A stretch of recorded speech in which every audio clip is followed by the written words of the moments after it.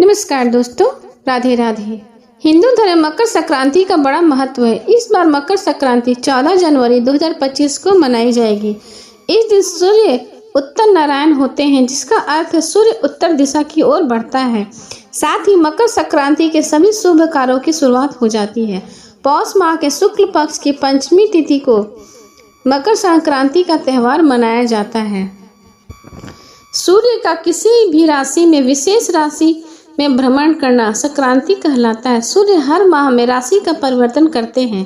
साल में 12 संक्रांति होती है और 2 संक्रांतियां होती हैं जो बहुत महत्वपूर्ण होती हैं, मकर संक्रांति और कर्क संक्रांति। सूर्य जब मकर राशि में जाता है तब मकर संक्रांति होती है। मकर संक्रांति से वातावरण में बदलाव शुरू हो जाते हैं, क्योंकि इस संक्रांति से अग्नि तत्व की शुरुआत हो जाती है। इसमें सूर्य उत्तर नारायण होता है। इस दिन किए गए जप और दान का फल अनंत गुना होता है। इस बार मकर संक्रांति 14 जनवरी 2025 को मनाई जाएगी। इस दिन सूर्य सुबह 8:41 पर मकर राशि में प्रवेश करेंगे। हिंदू पंचांग के अनुसार मकर संक्रांति पुण्य काल का समय सुबह 9:03 से लेकर शाम 5:46 तक का रहेगा और महापुण्य काल का समय सुबह 9:03 से लेकर सुबह 10:48 तक रहेगा। इस दिन तिल और गुड़ की मिठाई बनाई जाती है और इसके अलावा मकर संक्रांति के दिन पतंग उड़ाने की भी परंपरा है। मकर संक्रांति का महत्व। मकर संक्रांति के दिन सूर्य देव अपने पुत्र शनि के घर जाते हैं। शनि मकर व कुंभ राशि का स्वामी है। यह पर्व पिता पुत्र के अनोखे मिलन से भी जुड़ा हुआ है। एक कथा के अनुसार असुरों पर भगवान विष्णु की विजय के तौर पर मकर संक्रांति मनाई जाती है। मकर संक्रांति के दिन भगवान विष्णु ने पृथ्वी लोक पर असुरों का संहार कर उनके सिरों को काटकर मंदरा पर्वत पर गाड़ दिया था। तभी से भगवान विष्णु की इस जीत को मकर संक्रांति के रूप में मनाया जाता है। महाभारत काल में भीष्म पिता ने अपनी देह त्यागने के लिए मकर संक्रांति का ही चयन किया था। जब वे बाणों की शैया पर लेटे हुए थे तब वे उत्तर नारायण के दिन की प्रतीक्षा कर रहे थे। उन्होंने मकर संक्रांति की तिथि पर ही अपना जीवन त्यागा था। ऐसा कहते हैं कि उत्तर नारायण में देह त्यागने वाली आत्माएं कुछ पल के लिए देवलोक चली जाती हैं या फिर उन्हें पूर्ण जन्म के चक्र से छुटकारा मिल जाता है।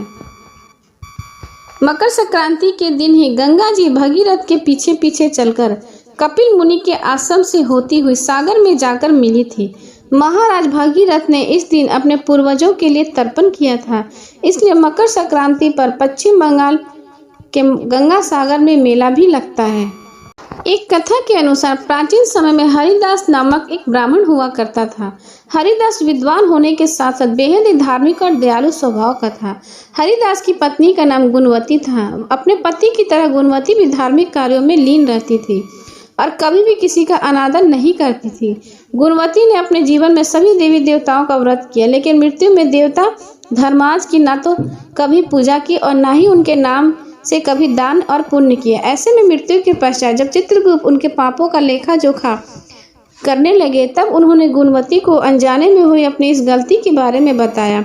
उन्होंने कहा कि हे देवी, तुमने जीवन भर सभी देवताओं का पूजा किया, श्रद्धा से किया, लेकिन धर्मराज के नाम से ना ही कोई दान पुण्य किया, ना ही पूजा पाठ किया। यह बात सुनकर गुणवती ने कहा, भगवान, यह गलती मुझसे अनजाने में हुई है। ऐसे में इसे सुधारने का मुझे कोई उपाय बताइए।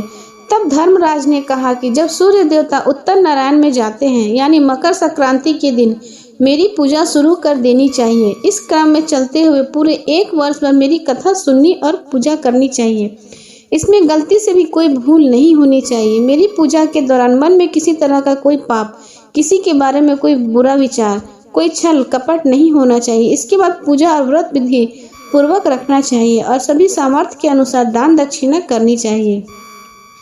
जो कोई व्यक्ति ऐसा करता है और उसके साल भर के बाद उद्यापन कर देता है, उसे जीवन में सभी सुख की प्राप्ति अवश्य होती है। धर्मराज ने यह कहा कि मेरे साथ साथ चित्रगुप्त की भी पूजा करना आवश्यक होनी चाहिए। उन्हें सफ़ेद और काले तिलों के लड्डू का भोग अर्पित करें और अपने सामर्थ्य के अनुसार ब्राह्मणों को भोजन और दान आदि करें।